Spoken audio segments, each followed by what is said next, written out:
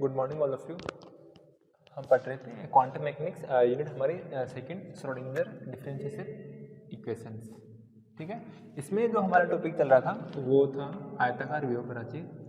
Last तीन चार class से यही टॉपिक चल रहा है, आयताकार विभव प्राचीर। अभी तो इसका एक पार्ट ही चल रहा है, जब क्या हो कण की एनर्जी क्या हो विभवरोधिका से क्या हो कम हो। दूसरा पार्ट बाकी है, जब कण की एनर्जी क्या हो विभवरोधिका से ज़्यादा हो, वो भी पढ़ेंगे आज।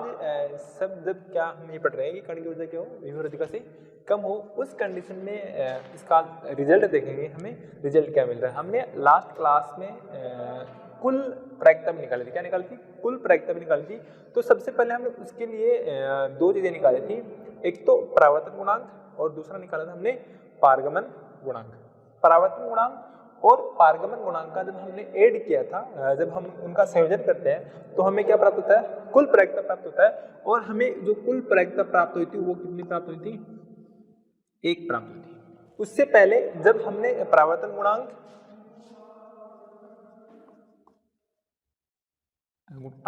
का जब हमने मान फाइंड किया था, तब हमारे पास जो मान आया था वो आया था k square plus alpha square sine square hyperbola alpha A upon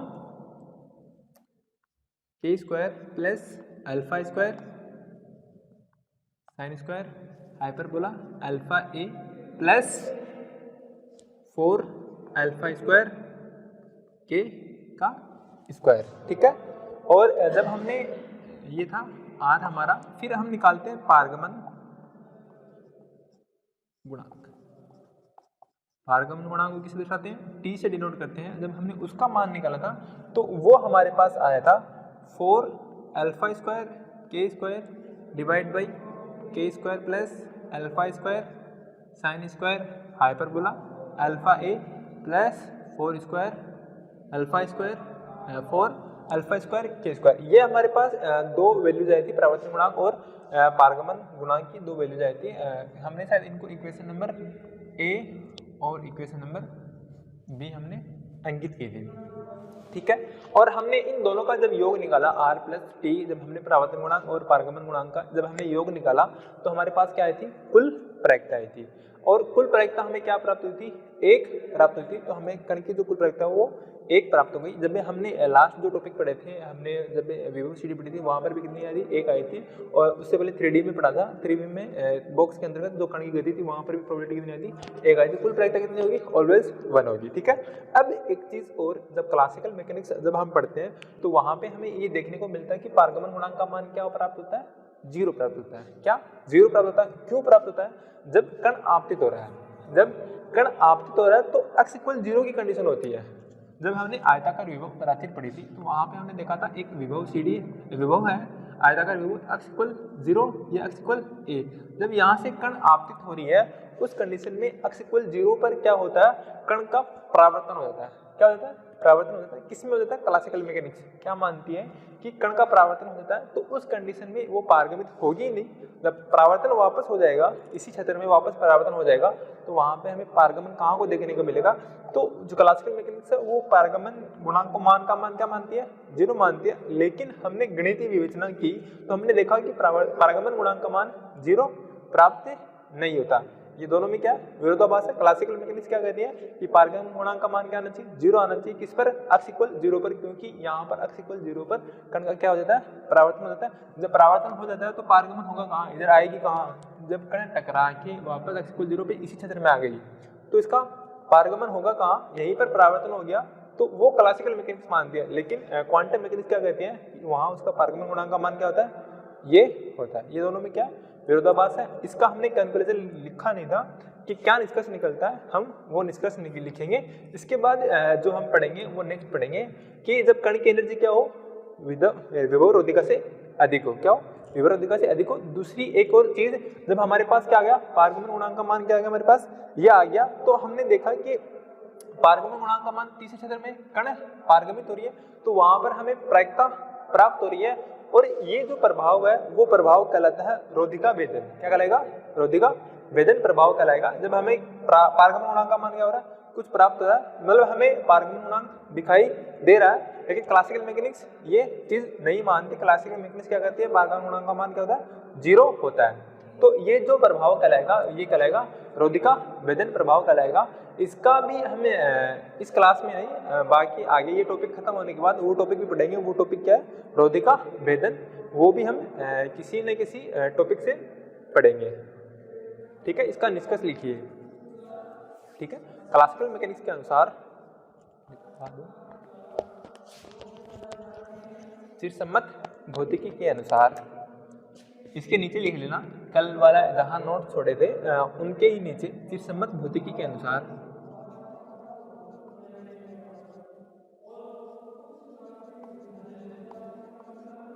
चिरसम्मत भौतिकी के अनुसार, गेट बंद कर दें। चिरसम्मत भौतिकी के अनुसार जब कण की एनर्जी क्या हो, E लेस देन V0, प्रतिबंध के अनुसार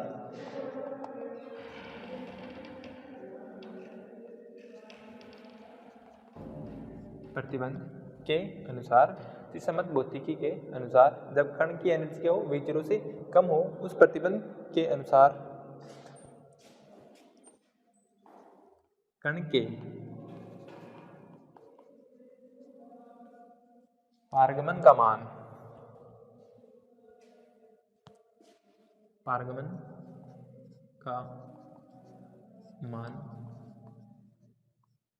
शून्य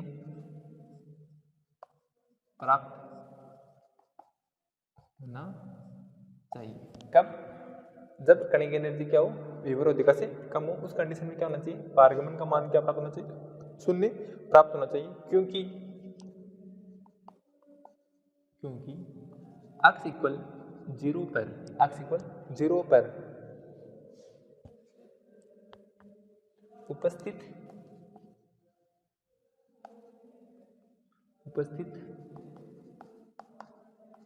आयताकार विभव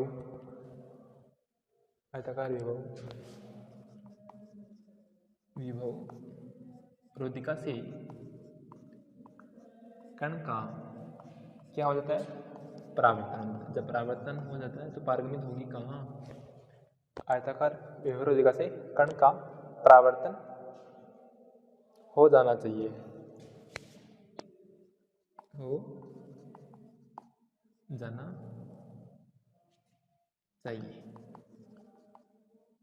लेकिन हमने क्या देखा,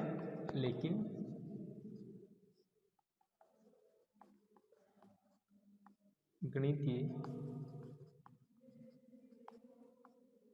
विवेचना से स्पष्ट है कि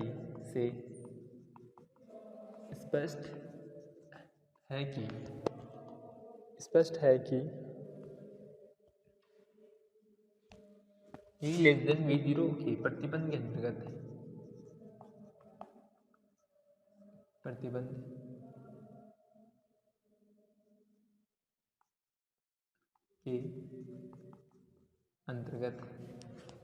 के अंतर्गत कण के पारगमन गुणांक का मान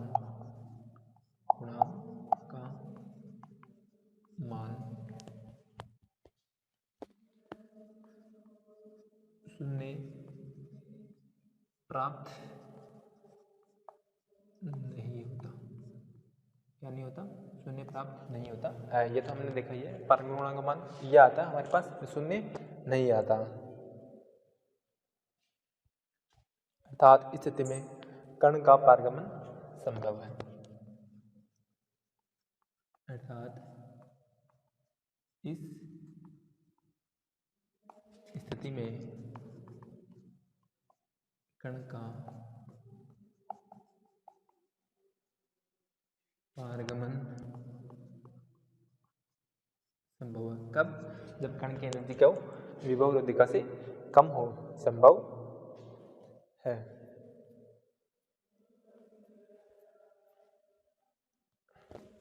अर्थात कण की क्षेत्र 3 में, कौन से में, तीसरे वाले क्षेत्र से ही तो पारगमित होगा क्षेत्र 3 में।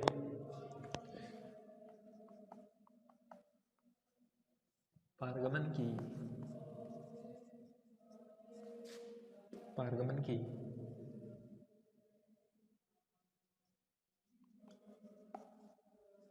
धनात्मक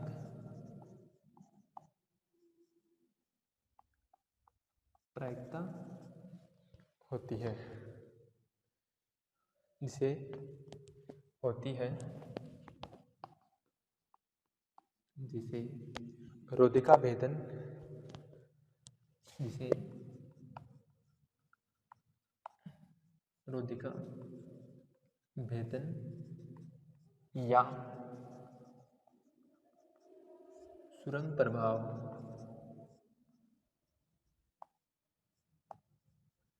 क्या कहेंगे, जैसे या तो रोधिका भेदन कहेंगे या सुरंग प्रभाव कहेंगे। इन सुरंग प्रभाव का अध्ययन भी हम करेंगे, लेकिन इसमें नहीं, ठीक है।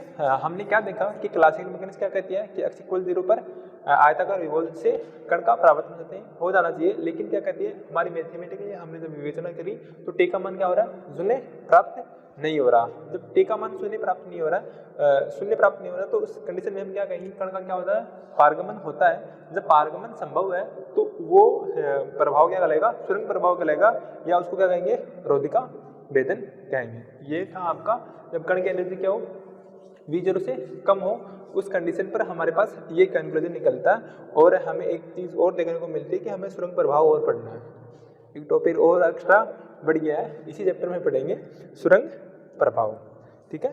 और इसके लिए जो ग्राफ है मैं बना देता हूँ।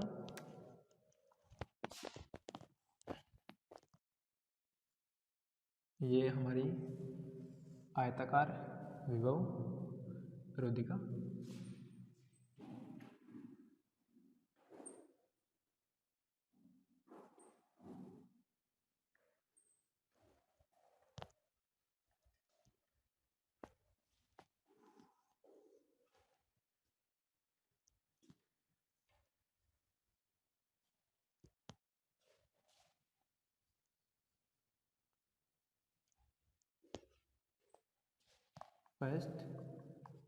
फर्स्ट सेकंड क्षेत्र, सेकंड, और थर्ड क्षेत्र थर्ड। ये किसके लिए, जब कण की एनर्जी कम हो। और ये जो इस प्रभाव का अध्ययन है, जो सुरंग प्रभाव रोधिका भेदन का अध्ययन है, वो हम किस में करते हैं, अल्फा से तथा या और भी कोई जो परमाणु या नाभिकीय घटना होती है उनके अंतर्गत इनका अध्ययन किया जाता है। तो लिखिए, इस प्रभाव की व्याख्या, इस प्रभाव की व्याख्या अल्फा अक्से या अन्य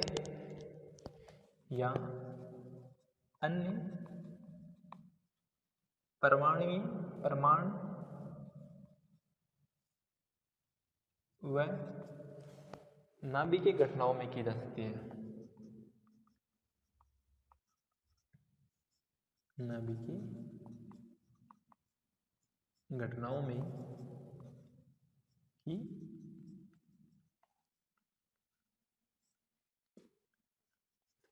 और इसके लिए ये रही, क्षेत्र में आई तरंग सेकंड से इस प्रकार निकलेगी और थर्ड से तरंग फलन है वो इस प्रकार पारगमित होगी। ये आपतित हुई, ये इसमें अपवर्तित हुई, या हम बोल सकते हैं रिफ्लेक्टेड हुई, और ये ट्रांसमिटेड हुई। ये था आपका, जब कण की एनर्जी क्या हो, विभव रोधिका से कम हो। और इसी टॉपिक के आयताकार विभव प्राचीर के इसी टॉपिक से इसका सेकंड पार्ट और रह जाता है, वो ये रहता है कि जब कण की एनर्जी क्या हो, विभव रोधिका से अधिक हो। ये तो था, जब कण की एनर्जी क्या हो, विभव रोधिका से कम हो, उसके लिए परावर्तन गुणांक और पारगमन गुणांक। अभी हम जो पढ़ेंगे वो पढ़ेंगे कि कण की एनर्जी क्या हो, विभव रोधिका से अधिक हो, उस कंडीशन में हमने तरंग फलन निकालना है। तरंग फलन के बाद हमने तरंग फलनों के सॉल्यूशन से हमें क्या निकालना है, प्रायिकता धारा घनत्व प्राकृतिक समीकरण तो आपतित पारगम्यता तीनों निकालेंगे। उसके बाद हम निकालेंगे बी अपॉन ए सी अपॉन ए की वैल्यू। उसके बाद हम निकालेंगे परावर्तन गुणांक और पारगमन गुणांक की वैल्यू निकालेंगे। फिर वहाँ पे कैलकुलेशन निकालेंगे कि उस कंडीशन में क्या होता है, पारगमित होता है या नहीं होता है। ठीक है, तो ये हुआ टॉपिक जब कण की एनर्जी क्या हो, कम हो, विभवरोधिका से कम हो। अब दूसरा पार्ट इसी का कि आयताकार विभवरोधिका में जब कण की एनर्जी क्या हो, विभवरोधिका से अधिक हो, क्या हो, विभवरोधिका से अधिक हो, उस कंडीशन में।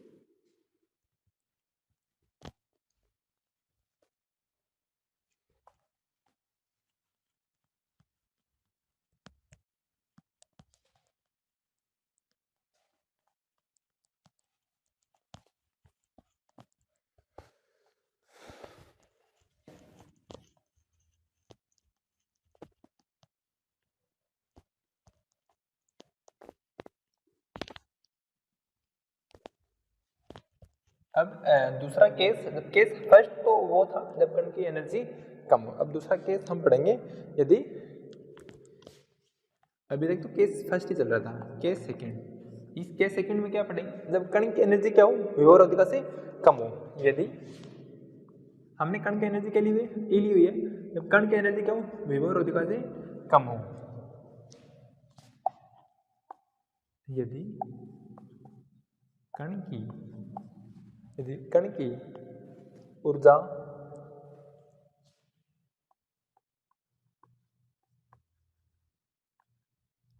विभवरोधिका से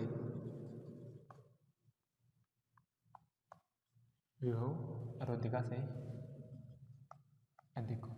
दूसरा केस, जब हमने पहला केस पढ़ा था तब वो पढ़ा था कि कण की एनर्जी क्या हो, विभवरोधिका से कम हो। अब हमारे पास केस सेकंड आ गया है, विभवरोधिका से अधिक हो।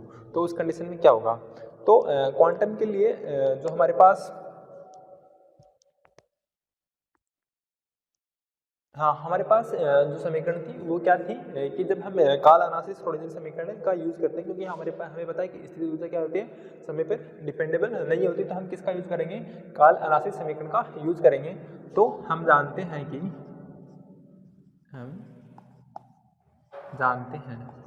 कि काल अनाश्रित एक विमीय श्रोडिंगर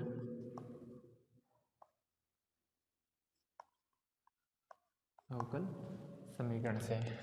बाकी की चीज़ें हमें कुछ याद रखनी है। जब हमने पढ़ा था आयताकार विभव, तो मैंने ये चीज़ें आपको एक्सप्लेन कर दी। फर्स्ट क्षेत्र में हमारे पास जो तरंग फलन था वो क्या था, साई फर्स्ट था।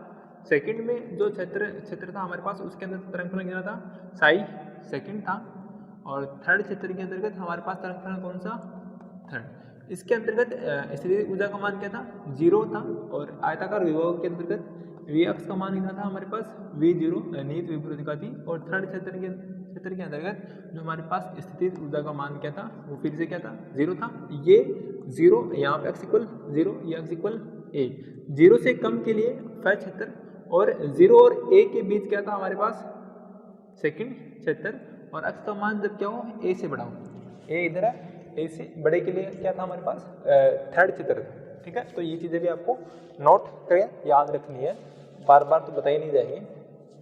तो हमारे पास हम एक में पढ़ रहे हैं, या हम बोल सकते हैं कि अक्षक दिशा के लिए तो श्रोडिंगर अवकल समीकरण का हमने सॉल्यूशन पहले ही फाइंड कर चुके थे। वो हमारे पास सॉल्यूशन इस प्रकार आया था, del square psi upon del x square plus का 2m अपॉन एच कट का स्क्वायर e माइनस वी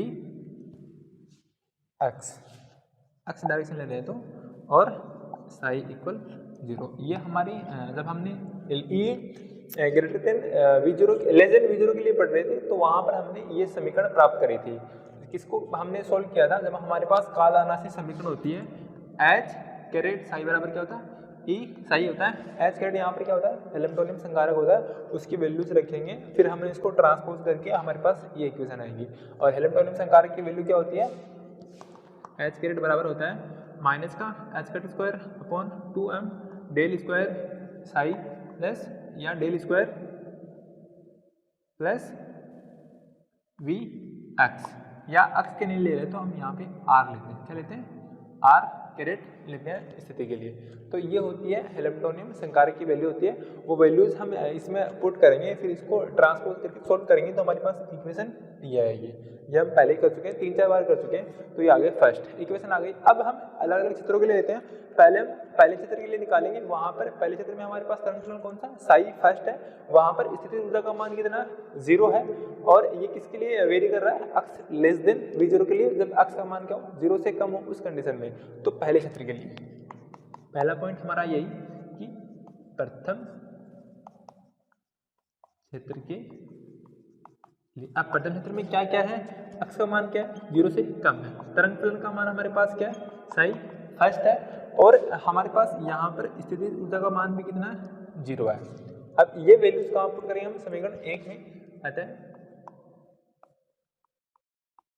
समीकरण 1 से पुट करेंगे तो साई की जगह साई फर्स्ट, तो del square psi first upon del x square plus का 2m अपॉन एच कट का square, E minus V x की वैल्यू क्या 0, तो ये 0 लिखेंगे, ई में से 0 निकालेंगे, ई ही बचेगा, ई को मैं सीधा लिख दूं तो मल्टीप्लाई ई, और साथ में क्या हमारे पास बाहर क्या साई है, साई की जगह साई फर्स्ट इक्वल क्या 0। अब हम क्या मानते हैं 2m अपॉन एच कट ई, 2m ई अपॉन एच कट स्क्वायर की जो वैल्यू हम मानते हैं वो क्या मानते हैं के स्क्वायर मानते हैं, माना के स्क्वायर बराबर 2m ई बटे एच कट का स्क्वायर, ये मानते हैं, ये वैल्यू हमने यहाँ पुट करनी है। तो हमारे पास जो इक्वेशन आएगी वो ये होगी del square psi first upon del x square plus का k square psi first equal 0। यहाँ से दोनों से साई फर्स्ट बाहर निकाल लूँ तो मेरे पास ये इक्वेशन आएगी क्या del square upon del x square plus का k square psi first equal 0।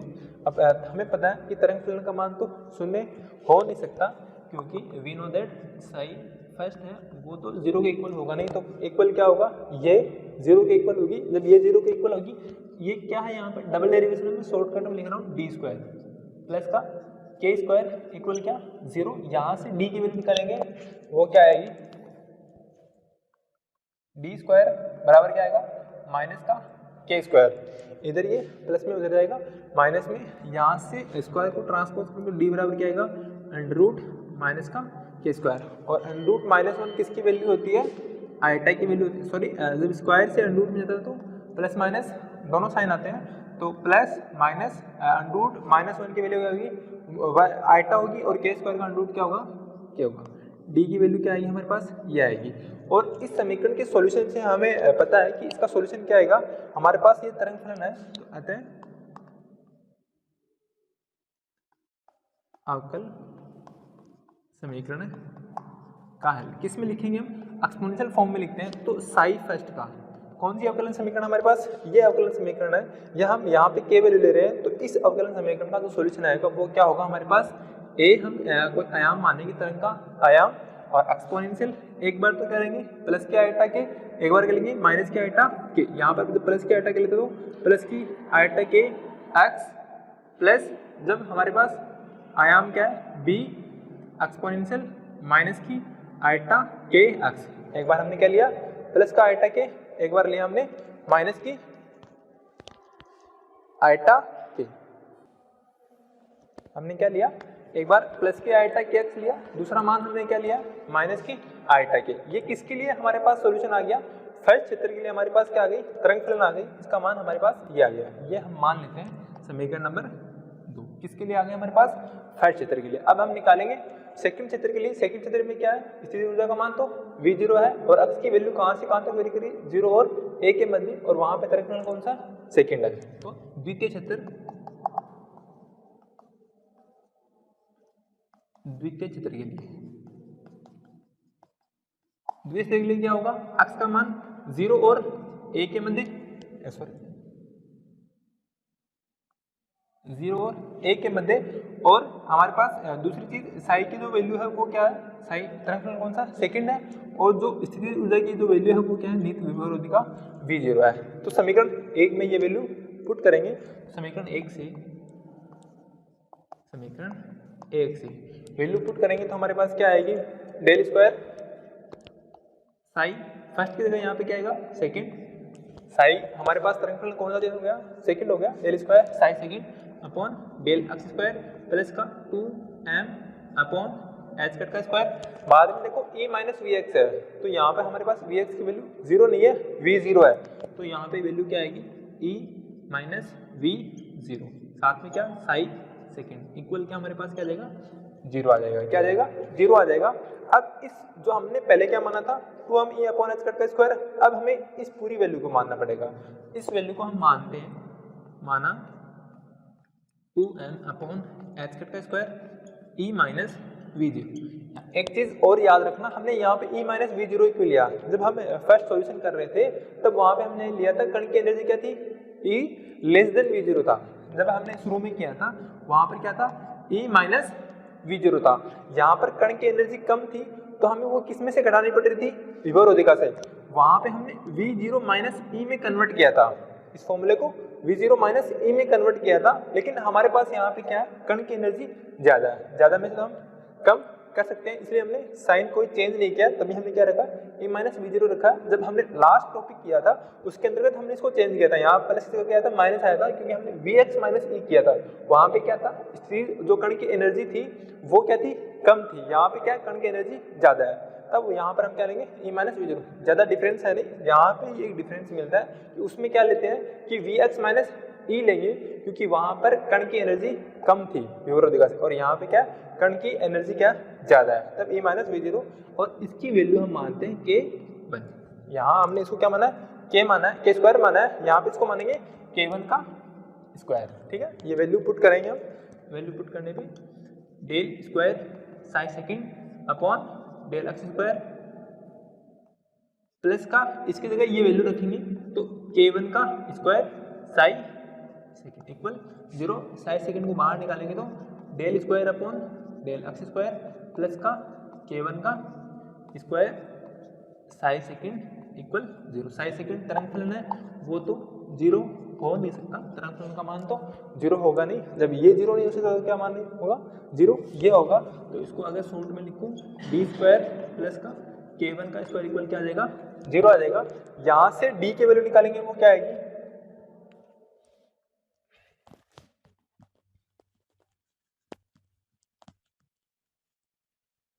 यहाँ से जब हम वैल्यू निकालेंगे d की वैल्यू क्या आएगी हमारे पास, d की वैल्यू आएगी प्लस माइनस आइटा के, क्या करेंगे k1 स्क्वायर का ट्रांसपोज करेंगे, माइनस में आएगा, प्लस माइनस स्क्वायर से अंडरूट करेंगे तब आ जाएगा। अंडरूट माइनस 1 की वैल्यू क्या होगी, आइटा। एक बार मैं लिख देता हूँ, डी स्क्वायर बराबर क्या आएगा माइनस का के स्क्वायर, इसको और सोल्व करेंगे तो डी बराबर क्या आएगा, सॉरी k1 अंडरूट माइनस का k1 का स्क्वायर प्लस माइनस आई, और माइनस 1 की वैल्यू आइटा, और k1 का स्क्वायर से अंडरूट काटेंगे k1। ये इक्वेशन आगे d बराबर क्या आएगा हमारे पास, प्लस माइनस आइटा k1। जब हमारे पास k था तब हमारे पास इसका सॉल्यूशन क्या आया था, ये आया था। अब सेकंड के लिए तो आते हैं उपरोक्त अवकल समीकरण का हल। इस समीकरण का हल जब हमने साई फर्स्ट तरंग फलन के लिए लिखा था तो ये हमारे पास इस तरंग इक्वेशन कौन सी है, ये है अवकल समीकरण। इसका सॉल्यूशन क्या होगा, साई सेकंड। साई सेकंड क्या होगा, हमने यहाँ पे कांस्टेंट a और b ले लिया है, तो यहाँ पे क्या लेंगे, c लेंगे एक्सपोनेंशियल प्लस d एक्सपोनेंशियल, एक बार प्लस का आइटा k1 प्लस का आइटा k1 x और माइनस का आइटा k1 x। ये हमारे पास समीकरण कितनी हो गई, 3 हो गई। ये एक चीज ध्यान में रखना, ये जो सॉल्यूशन आ रहा है ये इस अवकलन समीकरण को करेगा, संतुष्ट करेगा। अगर इसका डबल डेरिवेशन करके हम यहाँ पे देखो, ये फर्स्ट हमारे पास इक्वेशन है, अगर इसका मान हम यहाँ पे रखें तो ये इसके इक्वल 0 आएगा। ठीक है, और इसके बाद बचता है हमारा तीसरा चित्र। दो चित्र के लिए तो हमने तरंग फलन का मान निकाल लिया है। तीसरा चित्र बचता है जिसमें वहाँ हमारे पास तरंग फलन का मान कितना है, psi3 है, वहाँ पर स्थिति ऊर्जा का मान कितना 0 है। वो हम नेक्स्ट क्लास में पढ़ेंगे। आज के लिए इतना ही, थैंक यू।